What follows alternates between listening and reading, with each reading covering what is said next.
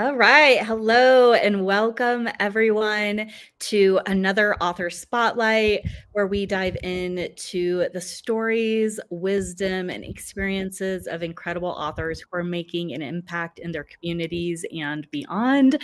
I am your host, Nicolette Halladay. And for those of you, for those of you who don't know me, my name is Nicolette Halladay, and I have Stephanie Olivo with me. Did I say your last name right? Sorry, I'm like, it's okay.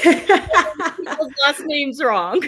Yeah, I know. Everyone always says Olivo. It's Olivo, but it doesn't matter. Olivo. I mean, I've Okay, heard worse. Olivo. You're doing good. Yeah, Good, you're doing good. good. I'm just gonna make sure we're showing up where we need to be. Let's see.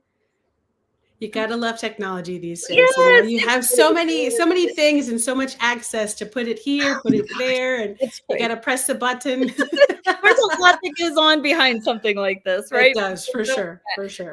Which you're very familiar with because of your podcast, and we're going to dig into that a little bit. But I want to introduce you to our audience.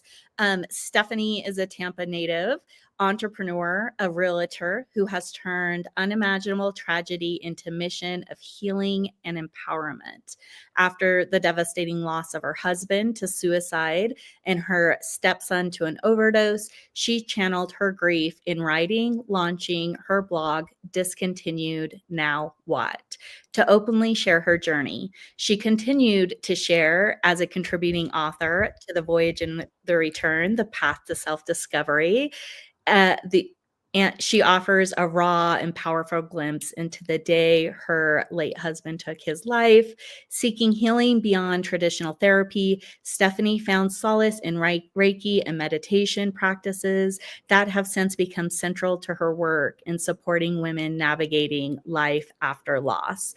Through her writing and advocacy, she sheds light on the complexity of grief, addiction, and mental illness, from an outsider's perspective, offering hope to those who feel lost. Welcome, Stephanie. So good to have Thank you so much. Yes, Nicolette, thank you so much for having me. This is really quite a pleasure, and it's been a minute since we've gotten together. It has. It definitely That's has. one of my favorite part about doing this interview series is getting to reconnect with authors who, life gets busy, things happen.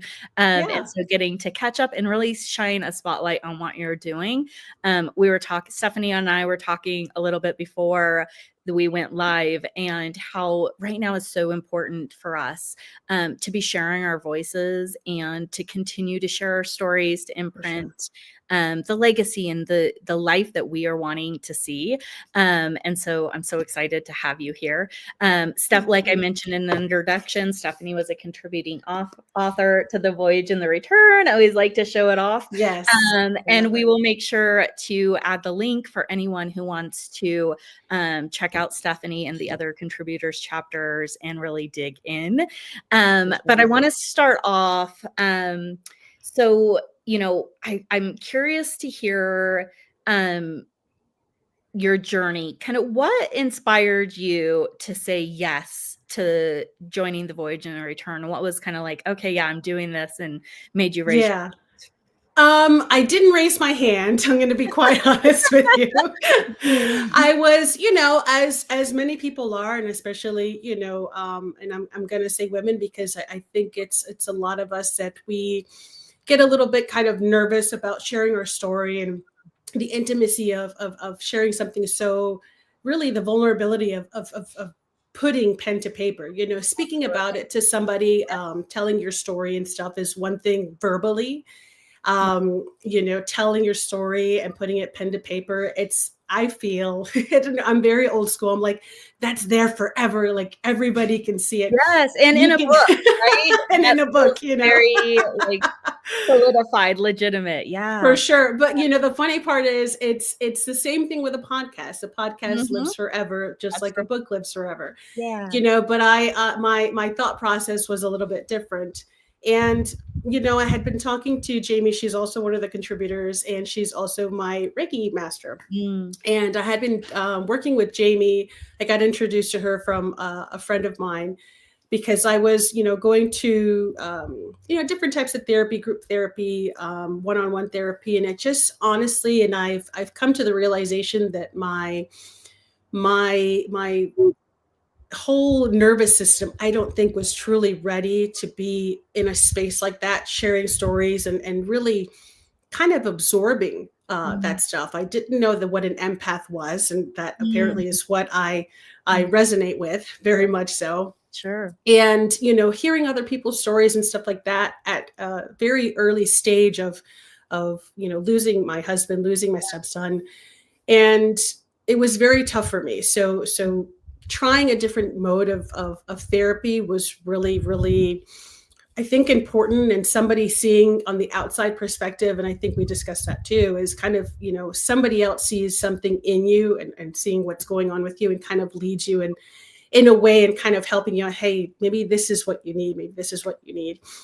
And I honestly think that's why I started the podcast, but I never really was thinking about starting the podcast and really after writing the chapter in the book, I was like, there probably are so many people out there, men, women, kids that have lost a parent, who have lost a spouse, who have lost a partner, to suicide, to addiction. Absolutely. And their stories are not really being heard. And I was like, if I can be like a very small part of, helping somebody kind of navigate towards that, because there's an ugly side of grief. And there's also a really beautiful, bright side of grief, and I want to also kind of, go back to the word group. I always call it an umbrella, because it is not just when somebody passes. I think it's more of, you think you're going to have a life with somebody or something, a career or what have you. Yes. And when that is cut to an end, if you will, or that is no longer, you're like, okay, well, what do I do now? Like, what is my life without this person, without this job, without this thing, or whatever that is for you? You are grieving. Yes. It's a different type of grief. And there's so many, types of grief. And I think a lot of people always think grief, death, and it's not, it's not always like that. Absolutely. I think that is so true. And I had an interview with another author last week, and she was saying something very similar, that, the grief is the end of an identity in a way, the vision of a life that you had once like dreamt into, and having to mourn that. And so it can show up in like different ways. It can show up in divorce or loss of a career, or, a death by a loved one. There's a lot of ways, honestly, that it can show up, and it puts us in this really vulnerable state of like kind of going back to your blog and podcast, discontinue, now what? And so absolutely, so true. And so writing can be really, like you mentioned, it can be such a personal and transformative process, just the writing process. And then the publishing process and being vulnerable and putting it out there is like another level. How has being part of the book and the community of authors impacted you? And it's kind of funny. So I always say, I don't feel like an author. I don't know why. It just doesn't feel, I don't know if it just doesn't feel real. Sure. But it's like, like my story, a little portion of my story is out there. My name is on a book. I'm in with this group of women who have also shared their stories, and we have a book out there. For me, it's been really helpful in terms of, kind of, instead of telling the story at length or anything like that, I give people a little bit of a glimpse, and some people have heard my story, some new friends and stuff. I now live in Atlanta, so I am a Tampa native. I now live in Atlanta, or Decatur, now for almost 2 years. And when I see somebody that I know has gone through not a similar situation, but pretty tough situation, I literally give them a copy of the book. I was like, hey, listen, I think this will be really cool for you to read. There's a whole bunch of different stories in there. It's not just about, myself, or it's not just about death. It's just about basically, like I say a lot, it's about that life that you thought you were going to have, and something happens and it shifts you into a different direction. Yeah. And I think after writing that chapter and reading everybody else's stories, I was like, okay, there's something here. I just didn't know what that something was. Mm-hmm. And, I have always been told that for whatever reason, speaking is my thing. I don't know what it is. I don't know how it happened, but I was like, okay. Yeah. So I was like, I go, okay, I don't know how to start a podcast. I don't know what an RSS feed. I don't know what stuff that I need. You know what I mean? It's like all the little things, right? And I said, and literally just one day to the next, I said, you know what, screw this. I'm just going to do it and see what happens. And I think that's really what's really, really important, especially when you don't feel ready. Yes. Just do it. Do it. If you don't think anybody wants to hear your story, write it anyway, because somebody out there, even if it's just for yourself, if you're writing this book for yourself, or the story for yourself, or this poem, whatever that is, it's for you, honestly. It's not for everybody else. It's true. It's for you and those that are meant to connect with it. Mm-hmm. I always say that when people are getting in their head about writing their chapter, I'm like, the words that you share are the words that someone else is going to need to receive, and you have to trust it. But I think you hit the nail on the head when you said, if you don't feel ready, do it. Because I think there is so many times in life that we can be like, oh, I'm not ready. I'm not ready to have a family yet. I'm not ready to start a business. I'm not ready to write the book or start the podcast or whatever it is. And the truth is, you will never be ready if you wait. Correct. Yeah. My mom always said that to me too. She's like, so do you want to have kids? I was like, I don't know. She's like, well, I'm just going to tell you one thing. I said, what's that? She goes, you're never ready to have kids. Yep. So just do it. You feel like you want to, just do it. I was like, okay. So that just do it kind of mentality is been ingrained in me for a long time. It's so true. The act of doing it will get you ready. You will be prepared because it puts things in motion that you have to then respond to, which we can get in our heads about a lot of things. And honestly, a lot of those things that you think, oh my gosh, this isn't ready, they're probably never going to get done, and it's fine. It's okay. You'll work it out. You find the things that are actually more like the most important things, and you focus on that. So you're going to learn along the way. That's the beauty of life. We're always constantly learning. If we honestly, and I hear this with a lot of entrepreneurs with big major companies, they said, if I knew all that it entailed to run my business, I would have never started. I said, yeah.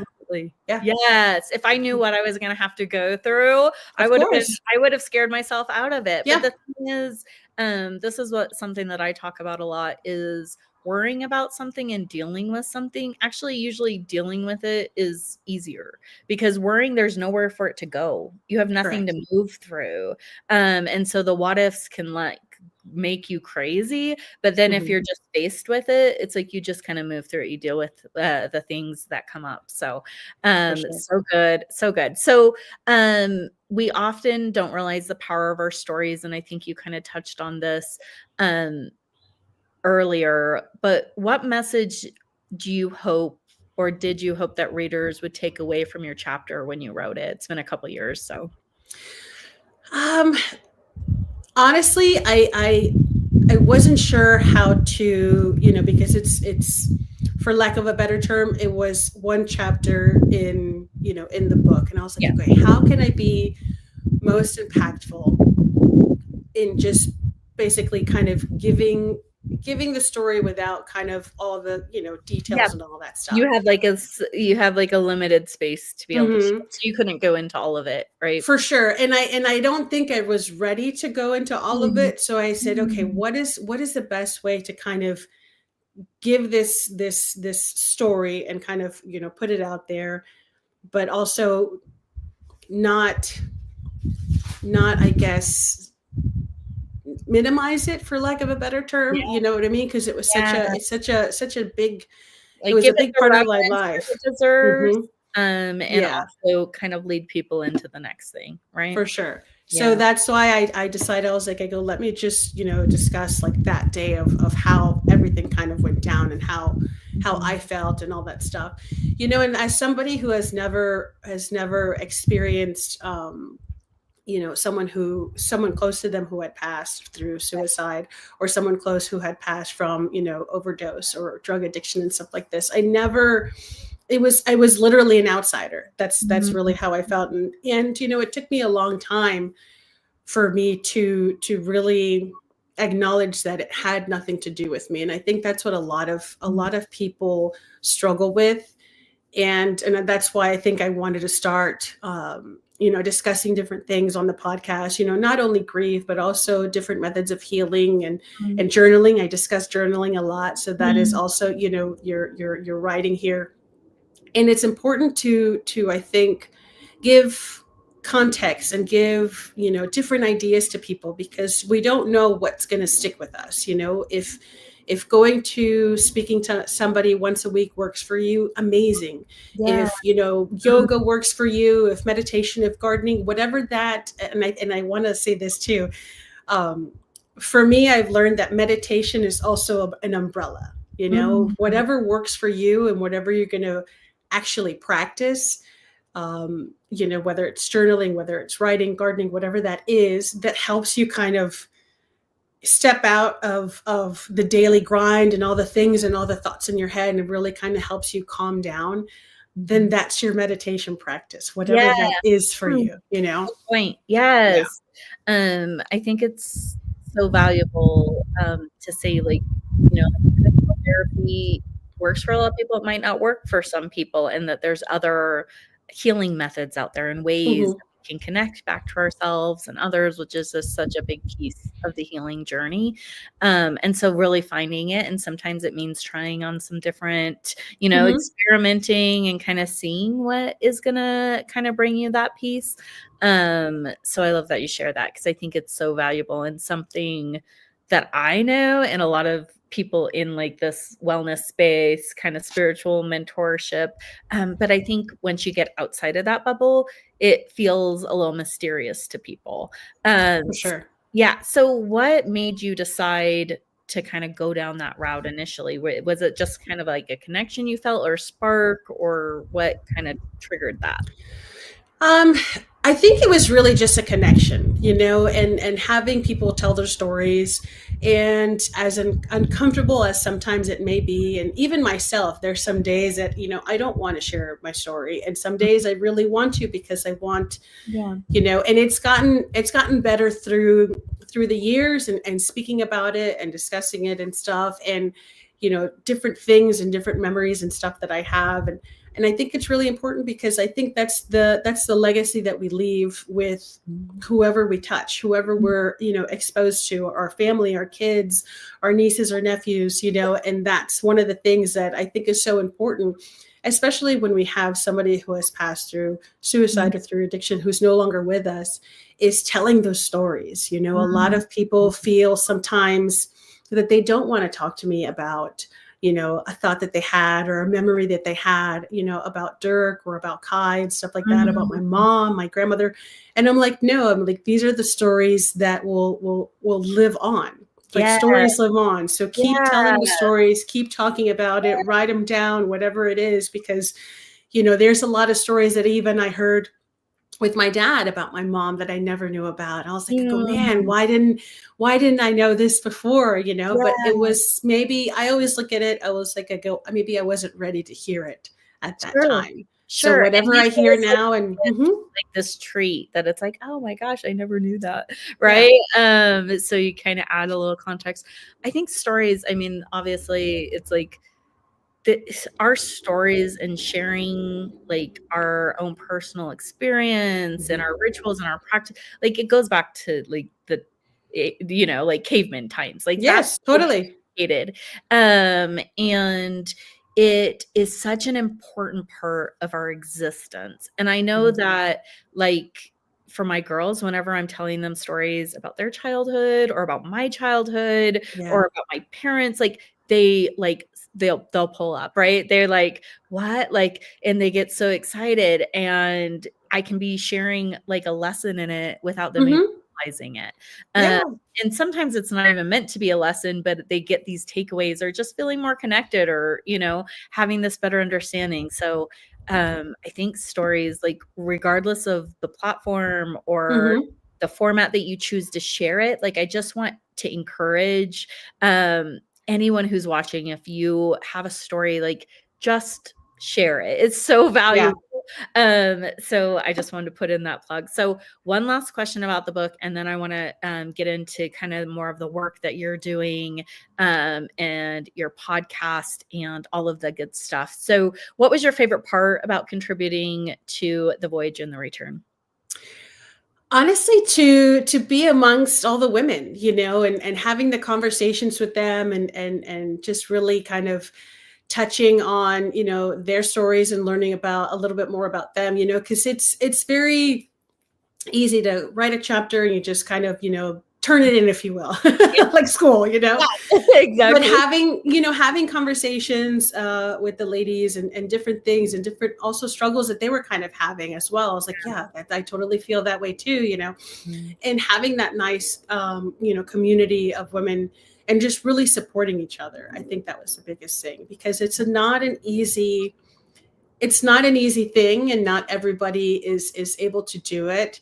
I call it the pen to paper situation. It's easier to discuss it, and like you talk about it and then it's done. Yeah. But when you're actually telling a story, and you actually want to give your heart and your soul to this piece of material that's going to be out there, and you want it to say something. You want not only to represent your life in a good light, but it's also kind of, sometimes it's hard, and it's hard to take something that was so, you know devastating in our lives, and that goes not only for myself, for my entire family. I've had Yeah. conversations with my dad, with my Mm. sister, and stuff like that, and my brother-in-law. It's just like, whoa, I don't think I really recognized the effect that it had on so many people. Oh, wow. So having that, out there, and just writing, and being able to have a little bit of that community of like, yeah, we're all going through some really difficult things, or Yeah. we had gone through some really difficult things, and we're all healing together. And I think this is also a portion of healing, is writing our stories into this. So I highly recommend it. Thank You you. know, Yeah. yeah, for It's sure. I think that camaraderie, and then Yeah. when you are sharing something so personal, doing it together, Hmm. feels less scary, right? Yeah. And then I think the other thing, especially when it comes to our personal stories, I've seen this happen with a few people actually who are writing a solo book, get caught in it and be like, no, I can't, and stop. Yeah. And I think a multi-author book is like, yes, we see you, we understand, and we're still moving forward. So it really helps people see that through to completion, Hmm. so that they get to have that kind of, the reward of getting to put it out there and realizing, okay, that was scary, but I'm okay. I'm still good. Yeah. Yeah. And seeing the impact and the conversations that it starts, right? For sure. For Yeah. sure. Definitely the conversations at the starts, like, I had no idea. I had no idea, you Mm, know, why didn't I learn about this sooner? mm, And there comes a time that, there that you are wanting to share your story, willing to share your story. And sometimes, it's not that day. And that's okay. But I think sharing our stories is so important. And however we share them, I think it's key. yeah, absolutely. So, I know this was kind of a catalyst for you in continuing to share your story and interviewing other people and hearing their stories. So I want to move into Excuse me. for a minute. You're fine. Mhm. So you have taken your personal experience and transformed it into a platform for healing and connection. Can you share a little bit about the work that you do and who you serve? Definitely. Yeah. I wanted to kind of, get my story out there, and kind of let people know that, like you said before, we're in a community, we're being seen. And I think that's what happens. A lot of us, we feel when certain things happen in our lives or different experiences, we're like, I'm the only one that this is happening to. Who can I really talk to about this? Like, this is so, crazy, out of the normal, quote unquote, It can feel really isolating, right? it feels very isolating. And I think that was really one of the reasons why I decided to, literally just do it, and just go out there and tell my story. And and have Jamie on the podcast. I've had, some of the other authors on the podcast and stuff. And I think it's important, not only to just, discuss grief, but also about different experiences that people have gone through that have now shifted their entire way of being, and doing things completely different because they're being called to do that, whatever that calling is. Somebody who I remember, he was working at General Motors, like very high up General Motors, pay was amazing. And he met a gentleman at a gym that owned some Fortune 500 company. And they were talking about certain things about his workout. He's an amputee. And the guy's like, he goes, "You're so inspiring." He goes, "Would you mind talking to my, sales team or whatever?" And that led to, he's a very now highly paid motivational speaker. Oh, and I had a chat with him the other day, actually a couple months ago, had him on the podcast and stuff, told him the story kind of thing. He goes, "You need to write a book." I was like, "Actually, I wrote a chapter." He goes, "No, you need a whole book." And I was like, okay. And I heard that many times, and I was just like, I wasn't really truly ready. And I wasn't truly ready to write the chapter in the book, to be honest with you. Yeah. But something was telling me, he's like, you just got to do it. You just got to do it. You just got to do it. Something was, talking in my ear. And I said, okay. And it wasn't scary. It was quite a great experience, and I said, okay, this is possible. This is possible. Yeah. You just have to, sit down and do it. That's like the biggest, right? Anytime getting started is like the hardest thing when that's definitely the hardest thing. Always, right? For sure. Yeah. And, and just kind of having that conversation, I go, you know what? I know I'm on the right path. Wherever this podcast leads to is amazing. Even if it's just for me. And I'm happy with it. And I'm content with what I'm, putting out there in the world. I'm cool with that. You know what I mean? If it doesn't go, quote unquote, anywhere and all that stuff, it's not for everybody. It's for me. And I heard a really great quote.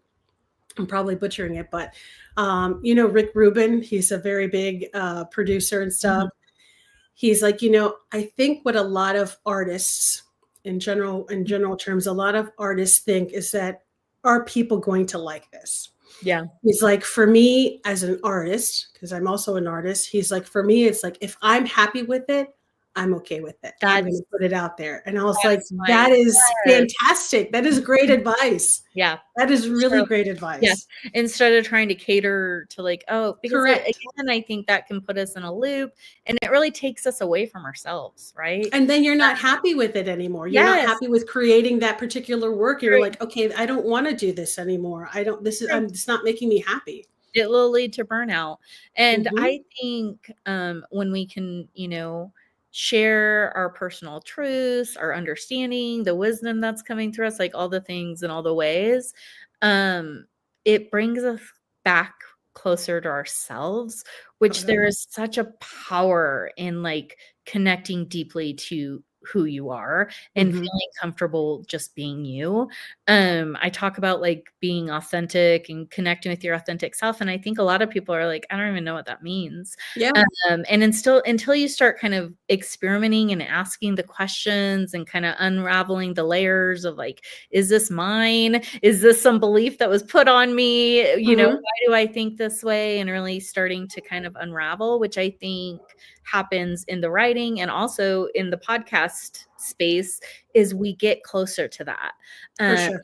And I believe that when we can be our authentic selves is actually how we're impacting the world the most, is just by showing up as who we are and being okay with it and comfortable with that. So for sure. And sometimes it's not easy, it's recognizing, okay, like after everything happened with Dirk and Kai, you know, I closed my business. I was doing medical device sales for 10 years. I was like, okay, what is it that makes me happy?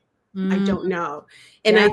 I think trying to find that happy, quote unquote, if you will, Mm-hmm. I was looking a lot of that for external gratification, you know, whether it was somebody else, another job, another this, whatever, another career.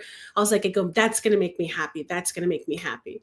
Mm, And, you know, we're 7 years here after the fact. mm, And I'm like, no, like everything that I need to make me happy is within me. yeah. And having that recognition, it is so incredibly powerful.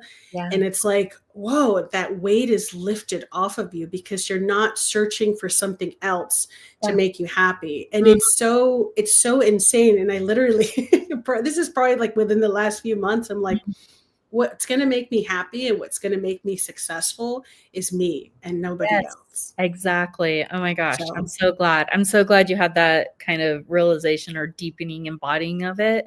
And I think it's like you said, it's not always easy, you know, and no. sometimes it's like a fumbling process and Mhm. it's okay. All of that is okay. In kind of connecting back to yourself. Definitely. And so yeah, I love it. So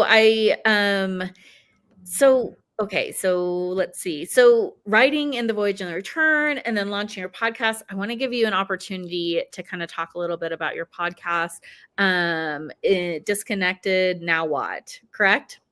Discontinued, now what? Yep. Discontinued, now what? Yeah. Sorry.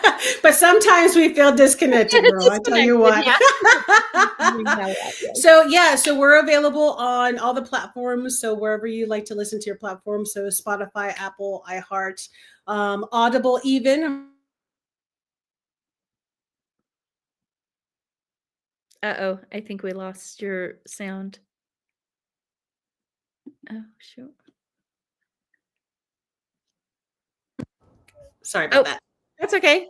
We missed some of that. Um, So back up. yes. So we just discussed about different experiences that people have gone through that have maybe changed the trajectory of, you know, where they thought they were going to go, Mm, and now where they're at. And I think that's why we called it Discontinued, Now What? So because I was in the medical field for so long, DC was discontinued. That medicine is discontinued. And mhm. my sister actually came up with it because Dirk's name was Dirk Christian, DC. And that's Oh. what we used to kind of, you know, call him. Mhm. And she's like, yeah, you can call it discontinued. I was like, yeah, discontinued. Now what? Like, what am I going to do now? You know, Yeah, there's no handbook, there's no playbook. You know, what yeah. am I supposed to do? Yes. So that's why we, you know, came up with the name, and we've been running with it. And so far, so good, because it has a Um, lot of, you know, context, you it know. does. I think it says it all. Yeah. So anyone who is curious, somewhere on their journey of like, you know, finding who they are, if you've undergone some kind of loss, it can be anything. And sometimes we just lose ourselves in the busyness of life or just, you know, going through the motions.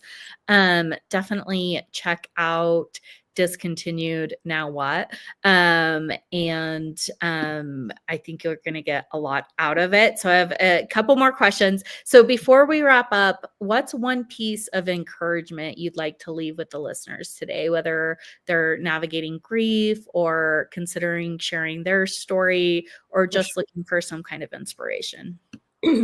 For me, I've always worked on, I've been lately, excuse me, now working on the way that I speak about grief. Hmm. So for myself, I don't say loss anymore, even though I have said it in this interview, in this Mm, discussion. mhm, I try to say past, or because we're not losing a person, we are losing them physically. Yes, got it. But mm. we learned so much, not only about them and their lives, but also about ourselves and how they affected our lives. Yeah. So I just kind of try to, you know, mitigate some words and stuff like that. And that's something that I've been slowly working on, Mhm. and trying to kind of, because loss is such a, like, we lose them and then that's it. No, we Yeah. learn so much from them, Mm. from that experience, what we were able to manage, after the fact, who all we that become, like who who we we become. rise into. Yeah. So it's like, yeah, there's a loss, but then there's all the gain, Mhm. which is, really probably hard to talk about, especially when you're right in the middle of it. But I think that's a powerful like switch on perspective is kind of revisiting kind of how you're viewing it. And Yeah, that's super powerful. totally. I love Mhm. that. Thank Thank you for you. sharing. Okay, Stephanie, thank you so much for sharing your story and your heart and your journey with us today. Your resilience and dedication to helping others find healing is truly inspiring. To everyone watching or listening, if you're ready to dive deeper into Stephanie's insights, be sure to grab a copy of The Voyage and the Return, The Path to Self-Discovery to check out her chapter and the other contributors' chapters as well. And also follow her on her podcast, Discontinued Now What? I'll make sure to include that in the show notes along with her website. That's it for today's author spotlight. Stay tuned for more incredible interviews with authors as we courageously share their stories with the world. Thank you so much, I everyone. appreciate you so much, Nicolette. Thank Thank you. you.